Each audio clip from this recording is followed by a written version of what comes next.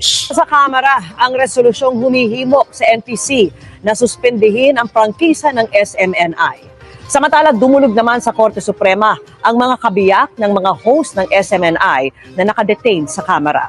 At yan po ang sanib-puwersang tinutukan ni Tina Pangliban Perez at Dano Tingkungko. Pero no, sa kabilang banda, pwede rin ako maniwala sa sinasabi nyo gawa ng... Bakit? Ka-Eric yan rebelde yan matibay yan Ba't siya susuko? Kaya ako na-dismaya Sa kabilang banda, alam nyo naman for a fact na tutulungan kayo at ayan na nga si Harry Roque Bakit ka pa magre-request? Ano yun? Magre-request ka? Iwanan mo si Badoy doon? Di ba? Napaka-ungentleman mo naman pagka ganun? O sige, naniniwala na ako sa inyo. Pinagtibay na sa plenaryo ang resolusyong humihimok sa National Telecommunications Commission na suspindihin ang prangkisa ng SMNI. Sana po ay suspindihin nyo muna habang tinitingnan natin lahat po ng mga violations na nangyayari. Inuprubahan ito ng House Committee on Legislative Franchises dahil sa mga paglabag umano ng Suara Sug Media Corporation, SMNI, sa ilang probisyon ng kanilang prangkisa, ng konstitusyon at ng KBP Code. Ang mga lumalabag sa tiwalang pinagkakaloob ng taong bayan ay dapat managot sa ilalim ng batas. The NTC may consider, Your Honor, but we take into account also the other jurisprudences in light of this. Naungkat din sa pagdinig kung sino ang ultimate beneficial owner ng SMNI matapos sumulat si Pastor Apollo Quiboloy sa komite na hindi siya dadalo sa pagdinig dahil wala naman daw siyang kinalaman sa operasyon ng SMNI mula 2019 nang aprubahan ng prangkisa. Magkakaiba ang pahayag ng mga abogado ng SMNI. In 2018, Pastor Apollo owned 1.5% of the stock holdings of Suara Sug Media Corporation. But sometime in 2021-2022, he donated his shares to the cooperative. But based on our record, Mr. Chair, Pastor Apollo Quiboloy is the beneficial owner only in 2020. Iba rin ang mga nakasaad sa mga dokumentong isinumite ng SMNI sa Kamara as a Securities and Exchange Commission. It is very clear, based on our documents, and I will furnish you a copy, that he is or he was ultimate beneficial owner at least up to April 29, 2021, which is beyond the enactment of the RA, which is 2019. Yung totoo po, yung sa SEC po. So fake na dito. Hindi man fake po. Maybe nagkamali yung nag-file po. Hindi po ba to SEC, this is grounds for cancellation because SEC. of fraud? Yes, Mr. Chair. Any document that appears to be fraudulent or false or contains false statement submitted in support of filing of articles of incorporation or any amendment that constitutes fraud in the procurement and may be cancelled. Iimbitahan ulit ng komite si Quiboloy sa susunod na pagdinig. Naungkat din ang umano'y partnership ng SMNI at ng TV network ng gobyerno ng China. This is very dangerous, no? Alam naman natin ang linalabas ng China ngayon, lalo na sa West Philippine Sea, ay puro kasinungalingan. Ako, patay tayo dyan. Yun ang pinakaisa pang mabigat dun. Yung kanilang affiliation with the Chinese network. Ako, medyo mabigat yun.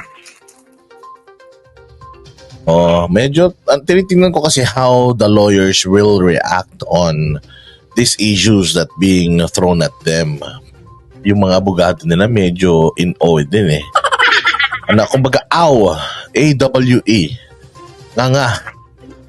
Kaya sabi ko na ako, mahihirapan na makaahon ng ang SMNI dito. Kumbaga, nabutasan talaga sila. Nilinaw ng SMNI na hindi pa pinal ang kasunduan pero ongoing na raw ang video sharing nila.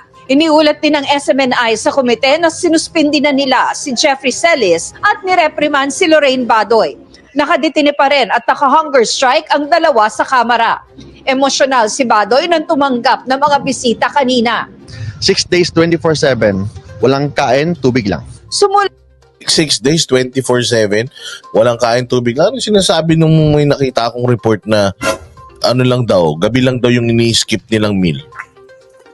Ewan ko, hindi ko na alam sino paniniwalaan natin talaga sa social media. No? Gulo-gulo na. Ulat si Celis sa komite para palayain siya dahil hindi na raw makakain ang kanyang ina. Bago ang Pasko para makauwi sa aking ina at sa aking mga anak. Nagsorry rin siya sa inasal niya sa nakaraang pagdinig. Ayun, so ganito, hindi niya ni-reveal yung kanyang source. Yun lang yung kasinungalingan. At sa hindi pag-check sa tinimbre sa kanya tungkol sa maling impormasyong may 1.8 billion peso travel fund ang speaker. Binanggit na rin niya ang kanyang source sa Legislative Committee Chairperson. A name was given. So tingnan nyo. So yung fact na he wants to go out earlier than Christmas, so that's factual because nanggaling sa bibig niya. Yung kanyang request to na mapakawalan siya dahil may sakit yung kanyang ina. So furlough. Ano yun? Dismaya naman yun. Medyo nadismaya ako ng bahagya doon, ha? Nadismaya ako ng bahagya doon sa kasi sumisigaw siya nung nakaraan doon sa Congress, sinasabi niya na hindi ako even if you put me in contempt for the rest of my life, I don't give a damn. Parang ganun yung tema nung sinasabi niya Tapos ngayon nagre-request siya lumabas. Dismaya naman yun, ka Eric. I mean, yes, people might say, ikaw kasi Boss Dado, wala ka naman sa sitwasyon niya. Kaya lang, di ba? Ano yun? Yung mga araw na yun kasi he was shouting and saying na, yes, maano ko, kahit ikulong nyo ako ng babang buhay, wala akong pake. Yung karapatan pantao, blah, blah, blah. Hindi ba? Yun lang naman yun sa akin. Yung part na nanghihingi siya ng furlough, medyo parang anuhan ako ng konti. Medyo nalambutan ako ng konti kasi si Badoy nga hindi nagre-request Diba? Si Badoy nga, kababaeng tao, hindi naman nagre-request na palabasin siya ng maaga. Umaasa siya na balang araw makalabas din sila kagad kasi nga sabi nga nung anak niya, what you're doing is noble. Hindi yan mabubura sa isip ng tao. Yun lang Yun lang yung sa akin. Kasi kala ko talaga hindi siya nagsalita, but nagsalita rin naman pala siya ng doon There is a source. Yes, there is a source.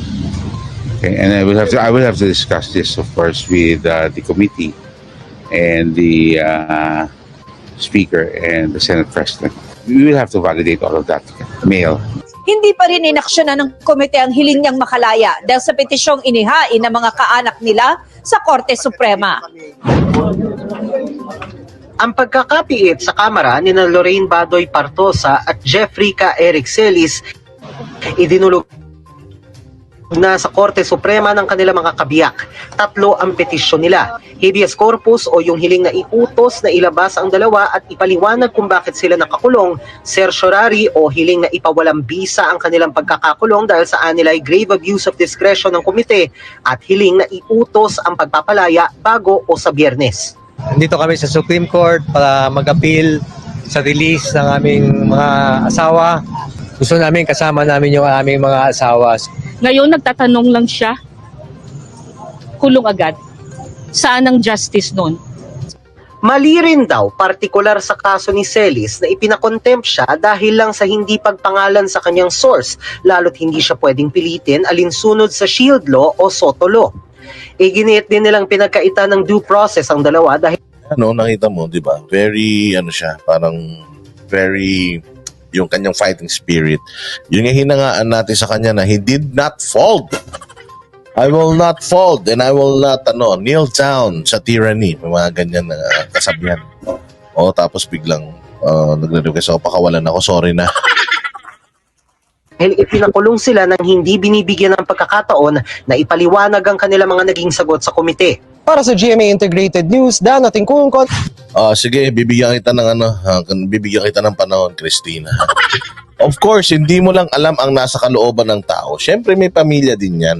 Kahit sino ang nasa sitwasyon ni Ka Eric, makakapagsalita talaga ng pabigla-bigla. Ayun nga. Kaya nga yan lagi natin sinasabi na when emotion is high, intelligence is low. Oo, syempre. Alam mo, sa mga normal na tao, Christina, Felicia o Amor. Sa mga normal na tao, halimbawa ako, pwede yun. Pero sa tao na katulad ni Ka Eric, sa katulad ni Ka Eric na isang, sinasabi niya na sila ay nakikipagbakbakan, nakikipagpatayan sila dati sa mga sundalo, kumbaga nakikibaka sila for the longest time, ganito, ganyan. Tapos, 5 araw na pagkakulong sa air condition na, na kulungan ni lalambot ka na.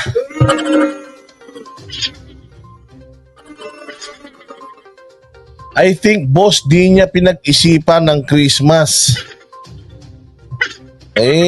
Well, ako nga, sabi ko nga sa inyo, I am just reacting. Ito yung aking personal na opinion. Kasi nga, I really am, I'm so fired up.